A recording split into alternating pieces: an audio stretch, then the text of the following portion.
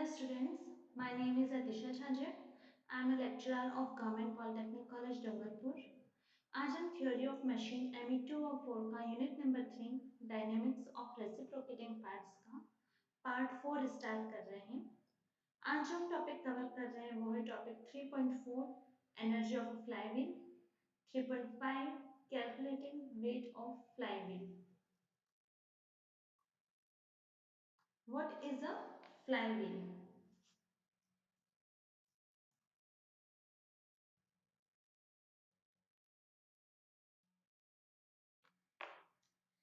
जब क्रैंक को घुमाया जाता है तो हमने प्रीवियस लेक्चर में पढ़ा था कि जब क्रैंक को घुमाया जाता है तो उस पर दो बल कार्य करते हैं।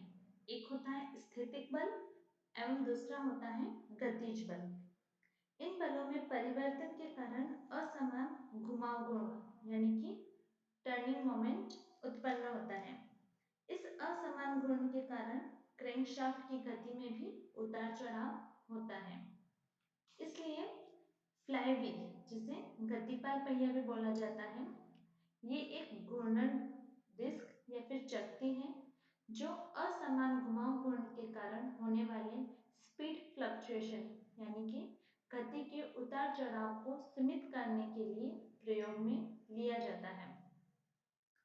ऊर्जा रोटेशनल एनर्जी यानी कि घूर्णन ऊर्जा या फिर गतिज ऊर्जा जिसे हम काइनेटिक एनर्जी इसके रूप में पहिए में संचित होती है, क्योंकि इसकी रचना इस प्रकार होती है कि घूमते समय इसका अधिकतर भार इसकी परिधि पर रहता है।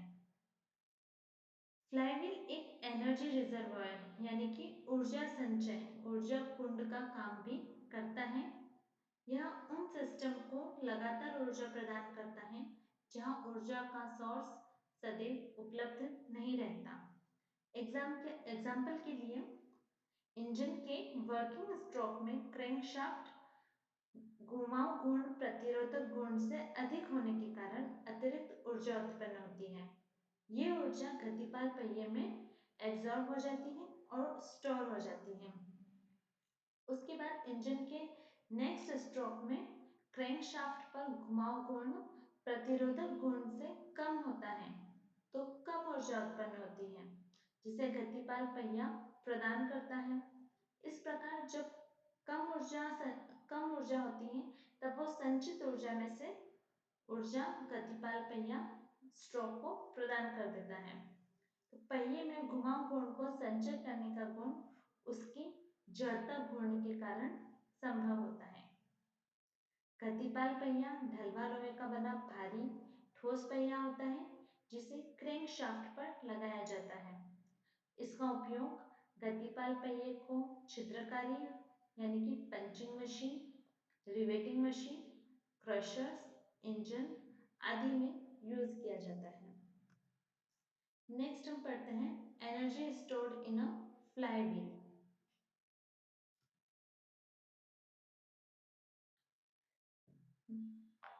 मास ऑफ फ्लाईव्हील हमने लिया है m kg में। स्मॉल के है रेडियस ऑफ गाइरेशन यानी कि बी घूर्णन त्रिज्या जो कि है मीटर में। I है मास मोमेंट ऑफ इनर्शिया यानी सहती जड़ता गुण जिसे m k स्क्वायर लिखते हैं जो कि है kg पर मीटर स्क्वायर में। n1 है अधिकतम गति चक्र पर minute, n2 is equals to न्यूनतम गति चक्र पर मिनट, ओमेगा 1 अधिकतम कोणीय वेग इन रेडियन पर सेकंड एंड ओमेगा 2 न्यूनतम कोणीय वेग इन रेडियन पर सेकंड।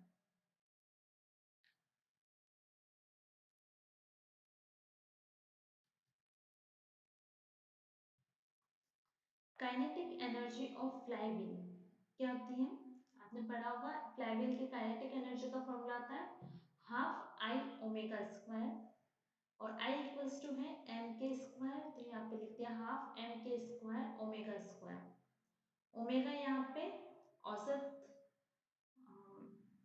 औसत कोणीय वेग है जो कि है omega 1 plus omega 2 divide bye 2।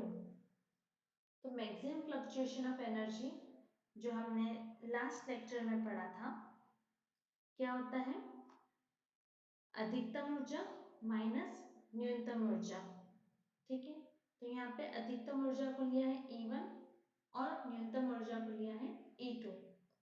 अधिकतम ऊर्जा E1 हो जाएगा हाफ आई ओमेगा 1 स्क्वायर और E2 हो जाएगा हाफ आई ओमेगा 2 स्क्वायर। ठीक है, यहाँ से हाफ आई कॉमन है तो इसे बाहर ले लिया, अंदर क्या बचा? Omega 1 square minus omega 2 square. तो ए स्क्वायर माइनस बी स्क्वायर क्या होता है? ए प्लस बी, ए माइनस बी। तो उसी तरह omega 1 square minus omega 2 square को लिखा ओमेगा 1 प्लस ओमेगा 2 और ओमेगा 1 माइनस ओमेगा 2। फिर क्या किया? यहाँ पे 2 से मल्टीप्लाई और डिवाइड किया। 2 से मल्टीप्लाई डिवाइड करने पे क्या होगा?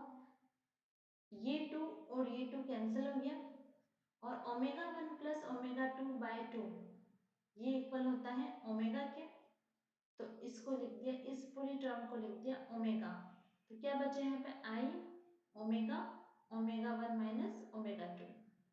ठीक है, फिर क्या किया हमने? ओमेगा से मल्टीप्लाई डिवाइड किया, यहाँ से ओमेगा से डिवाइड किया और ओमेगा से मल्टीप्लाई किया। लास्ट लेक्चर में हमने पढ़ा था coefficient of fluctuation of speed, जो कि होता है omega 1 minus omega 2 divide by omega, जिसे सी एस से रिप्रेजेंट करते हैं। तो ये वाली जो पूरी टर्म है ये हो गई C S, omega 1 minus omega 2 divide by omega is equals to C S. यहाँ पे लिख दिया सी एस, ये ओमेगा और ये ओमेगा मल्टीप्लाई होकर हो गया ओमेगा स्क्वायर। तो यहाँ पे हमारे पास क्या हो गया? Fluctuation of energy is equals to I omega square C S, और आई इक्वल्स टू है एम के स्क्वायर। तो delta E equals to M K square omega square C S. ठीक है, इसको और कैसे लिख सकते हैं? Delta E equals to 2 E C S. E क्या है? I omega, half I omega square, half I omega square लिखोगे तो 1/2 से 2 कैंसिल हो जाएगा, बचेगा क्या? आई ओमेगा स्क्वायर सी एस, जो कि वापस ये आ जाएगा। ठीक है, तो ये फॉर्मूला था maximum fluctuation of energy of a flywheel. Next है वेट ऑफ फ्लाईव्हील, यानी गतिपाल पहिए का भार। ठीक है, ये आपने लास्ट लेक्चर में पढ़ा था delta E is equals to I omega into omega 1 minus omega 2 होता है। ठीक है, सर लास्ट लेक्चर में, सॉरी लास्ट टॉपिक में पढ़ा था आपने delta E is equals to I omega into omega 1 minus omega 2। ठीक है, तो यहाँ पे हमने ले लिया delta equals to I omega into omega 1 minus omega 2। I equals to है एम के स्क्वायर, तो इसको यहाँ लिख दिया। फिर यहाँ पे हमने ओमेगा से मल्टीप्लाई और डिवाइड किया, तो omega 1 minus omega 2 divide by omega होता है सी एस, तो यहाँ सी एस लिख दिया। ओमेगा इंटू ओमेगा हो गया ओमेगा स्क्वायर और के स्क्वायर और एम, इसको एज इट इज लिख दिया। यहाँ पे डेल्टा ई का फॉर्मूला आ गया is equals to M K square omega square C S. फिर होता है weight, weight is equals to M into G. M है द्रव्यमान, जी है gravity. W equals to M G होता है, तो M इक्वल्स टू क्या हो गया? W बाय जी। तो डेल्टा E इक्वल्स टू हो गया W by G K square omega square C S. ठीक है, तो यहाँ से इसमें G को इधर मल्टीप्लाई कर देते हैं और K square omega square C S को इसके नीचे ले लेंगे डिवाइड में, तो W का फॉर्मूला आ जाएगा। ठीक है, तो गतिपाल पहिए का भार equals to delta E into G divide by K square omega square C S. ठीक है, एक और क्या तरीका है इसका?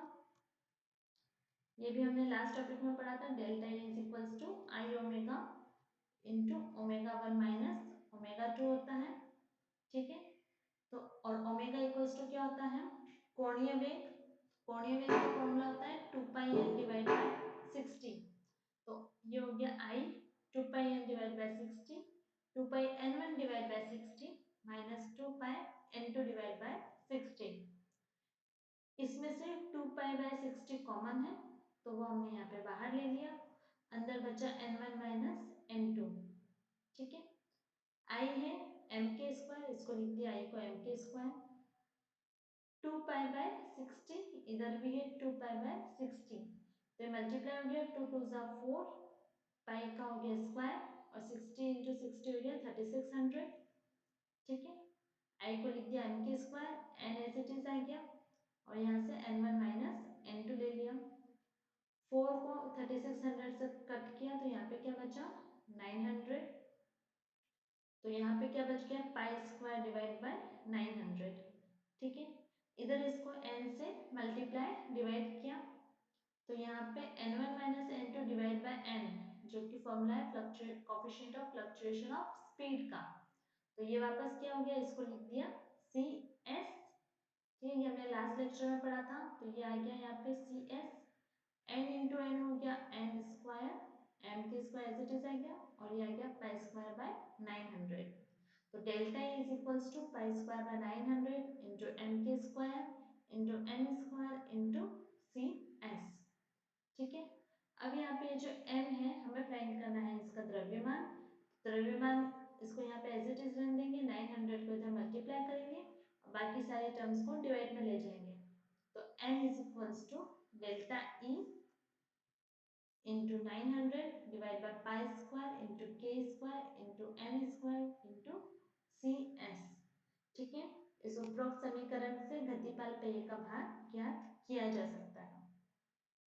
ओके स्टूडेंट, तो ये हमारा चैप्टर खत्म हुआ। अगर आपको इससे रिलेटेड कोई भी डाउट हो तो आप मुझे कमेंट सेक्शन में पूछ सकते हैं।